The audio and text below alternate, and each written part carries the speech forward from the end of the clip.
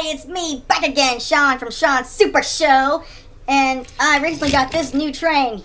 G'day, mates! Oh, I'm Shane from Australia. This is Shane from Australia. He was in the Great Race. Well, yeah. And the strength competition, correct? The strength competition, along with Henry and some other engines, which I don't want to go for right now because there's just so many.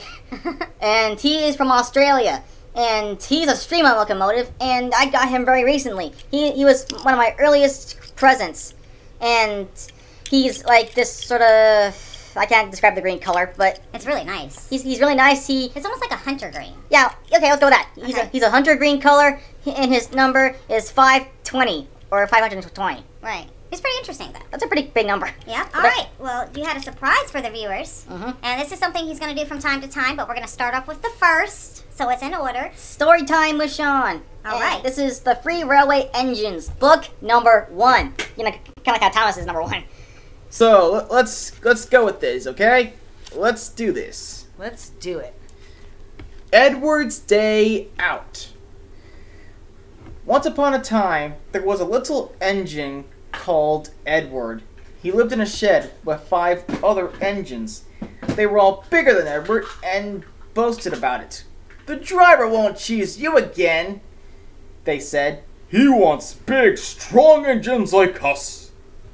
Edward had not been out for a long time. He began to feel sad. Just then, the driver and fireman came along to start work. The driver looked at Edward. "Why, you sad?" he asked. "Would you like to come out today?" "Oh yes, please," said Edward. So the fireman lit the fire and made a nice lot of steam. Then the driver pulled the lever and Edward puffed away. "Peep, peep," he whistled. "Look at me now." The others were very cross at being left behind. Away went Edward to get some coaches. "Be careful, Edward," said the coaches. "Don't bum and bang like the other engines do." So Edward came up to the coaches very, very gently and unfastened the coupling. "Thank you, Edward," said the coaches. "That was kind. We are glad you're taking us today." Then they went to the station where all the people were waiting. "Peep, peep," whistled Edward. "Get in quickly, please." So the people got in quickly, and Edward waited happily for the guy to blow his whistle and wave his green flag. He waited and waited, but there was no whistle and no green flag. "Peep, peep, peep, peep! Where is that guard?" Edward was getting anxious. The driver and fireman asked the station master, "Have you seen the guard?" "No," he said. They asked the porter, "Have you seen the guard?" "Yes, last night," said the porter. Edward began to get cross. "Are we ever going to start?" he said. Just then, a little boy shouted, "Here he comes!" There the guy was, running down the hill with his flags in one hand and a sandwich in the other. He ran onto the platform and blew his whistle and jumped into his van. Edward puffed off.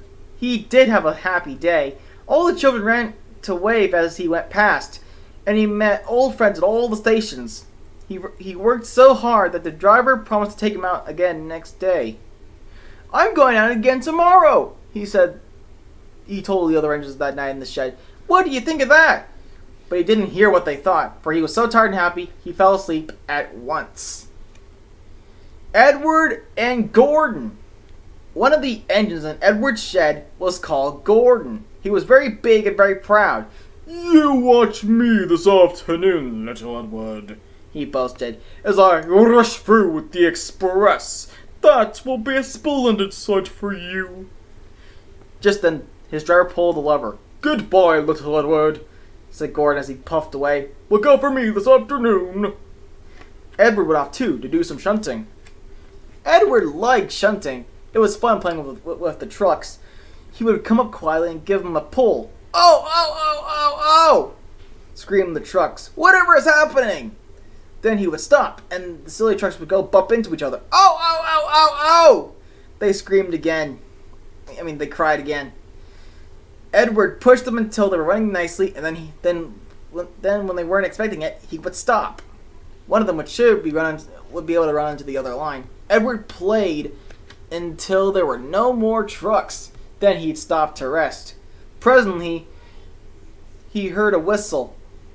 Gordon came puffing along very slowly and very crossly. Instead of nice shining coaches, he was pulling a lot of very dirty coal trucks. "Oh, goods train! Oh, goods train! Oh, goods train!" he grumbled. "The shame of it! The shame of it! Oh, the shame of it!" He went slowly through with the trucks clattering and banging behind him. Edward laughed and went to find some more trucks. Soon afterwards, a porter came and spoke to his driver. "Gordon can't get up the hill. Will you take Edward and push him, please?" They found Gordon halfway up the hill and very cross. His driver and partner were talking to him severely. "You are not trying," they told him. "I can't do it," said Gordon. "The noisy trucks hold an engine back so. If there were coaches now, clean, sensible things that come quietly, that would be different." Literally. Edward's driver came up. "We come to push," he said. "No use at all," said Gordon. "You wait and see," replied Edward's driver. They brought the train back to the bottom of the hill. Edward came up behind the brake van, ready to push. "Peep, peep! I'm ready," said Edward. "Poop, poop! No good," grumbled Gordon. The guard blew his whistle, and they pulled and pushed as hard as ever they could. "I can't do it! I can't do it! I can't do it!" puffed Gordon. "I will do it! I will do it! I will do it!" puffed Edward. "I can't do it! I will do it! I can't do it! I will do it! I can't do it! I will do it!" They puffed together. Edward pushed and puffed and pushed as hard as ever he could, and almost before he realized it, Gordon found himself at the top of the hill. "I've done it! I've done it! I've done it!" he said proudly, and forgot all about Edward pushing behind.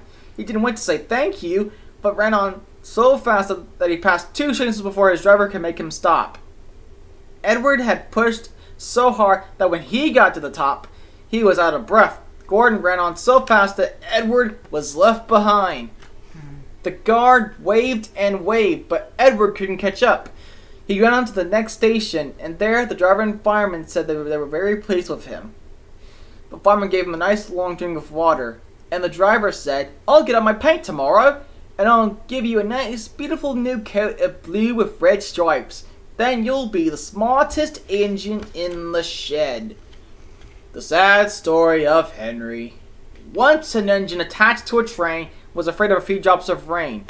He went into a tunnel and squeaked through its funnel and never came out again. The engine's name was Henry. His driver and fireman argued with him, but he would not move. "The rain will spoil my lovely green paint with red stripes," he said.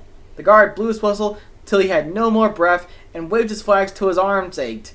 But Henry still stayed in the tunnel and blew steam at him. "I'm not going to spoil my lovely green paint and red stripes for you," he said rudely. The passengers came and argued too, but Henry would not move. A fat director who was on the train told the guard to get a rope. "We will pull you out," he said, but Henry only blew steam on him and made him wet. They hooked the rope on and all pulled except the fat director. "My doctor has forbidden me to pull," he said. They pulled and pulled and pulled, but still Henry stayed in the tunnel.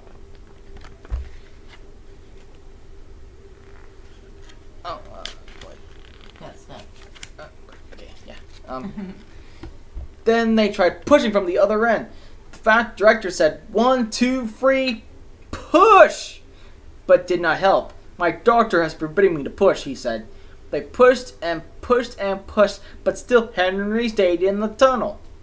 At last another train came. The guard waved his red flag and stopped it. The 2 engine drivers, the 2 firemen, and the 2 guards went and argued with Henry. "Look, it has stopped raining," they said. "Yes, but it'll begin again soon," said Henry. And what will become of my green paper with red stripes then?" So they brought the other engine up, and it pushed and puffed and puffed and pushed as hard as ever it could, but still Henry stayed in the tunnel. So they gave it up. They told Henry, "We shall leave you there for always and always and always." They took up the old rails, built a wall in front of him, and cut a new tunnel. Now Henry can't get out, and he watches the trains rushing through the new tunnel. He is very sad because no one will ever see his lovely green paint with red stripes again. But I think he deserved it. Don't you? Edward, Gordon, and Henry. Edward and Gordon often went through the tunnel where Henry was shut up. Edward would say, "Peep, peep, hello!" And Gordon would say, "Poop, poop, poop, serves you right." Poor Henry had no steam to answer.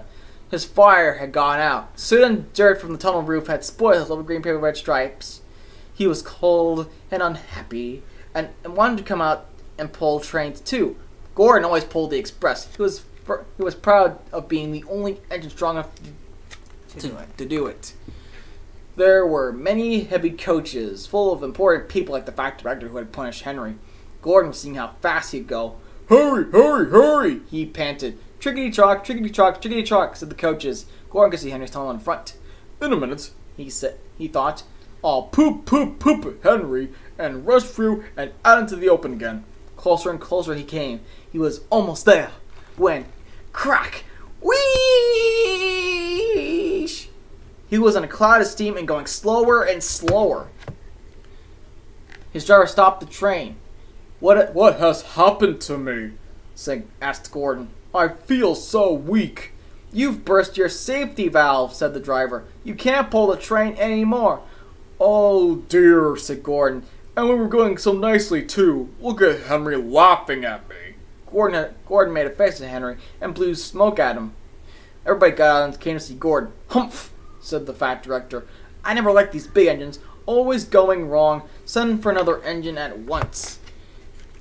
While the guard went to find one, they uncoupled Gordon and ran him onto a siding out of the way. The only engine left in the shed was Edward. "I'll come and try," he said. Gordon saw him coming. "That's no use," he said. "Edward can't pull the train." Edward puffed and pulled and pulled and puffed, but he couldn't move the heavy coaches. "I told you so," said Gordon rudely. "Why not let Henry try?" "Yes," said the factory director. "I will." Will you help pull this train, Henry?" he asked. "Yes," said Henry at once. So Gordon's driver and fireman let his fire some plate layers, broke down the wall, and put back the rails. And when he had steam up, Henry puffed out. He was dirty, his boiler was black, and he was covered with cobwebs. "Oh, I'm so stiff! Oh, I'm so stiff!" he groaned. "You better have a run to ease your joints and find a turntable," said the back director kindly. Henry came back feeling better, and they put him in front. "Peep, peep," said Edward. "I'm ready." "Peep, peep, peep," said Henry. "So am I." "Pull hard, we'll do it. Pull hard, we'll do it. Pull hard," puffed Edward. "We'll do it, we'll do it, we'll do it," puffed Henry. "Pull hard, we'll do it. Pull hard, we'll do it. Pull hard, we'll do it." They puffed together. The heavy coaches jerked and began to move, slowly at first, but then faster and faster. "We've done it together, we've done it together, we've done it together, we've done it together," said Edward and Henry. You've done it, hooray, you've done it, hooray, you've done it, hooray, you've done it, hooray," said the coaches. All the passengers were excited. The factory director leaned out of the window to wave to Edward and Henry, but the train was going so fast that his hat blew off into a field where a goat ate it for his tea. They never stopped until it came to the big station at the end of the line. The passengers all got out and said thank you, and the factory director promised Henry a new coat of paint. "Would you like blue and red?" "Yes, please," said Henry. "Then I'll be like Edward." Edward and Henry went home quietly. On their way, they helped Gordon back to the shed. All three engines are now great friends. Wasn't Henry pleased when he had his new coat? He was very proud of it, as all good engines are. But he doesn't mind the rain now. Because he knows that the best way to keep his paint nice is not to run into tunnels, but to ask his driver to rub them down when the day's work is over. Wow, that's pretty cool. Yep, the first few stories about the first free engines on the island of Sodor. Well, we're about out of time for this video, so don't forget, give a thumbs up, leave comments, share, and subscribe. Catch you on the next track on Sean's Super Show. Peace out. Ka-chow!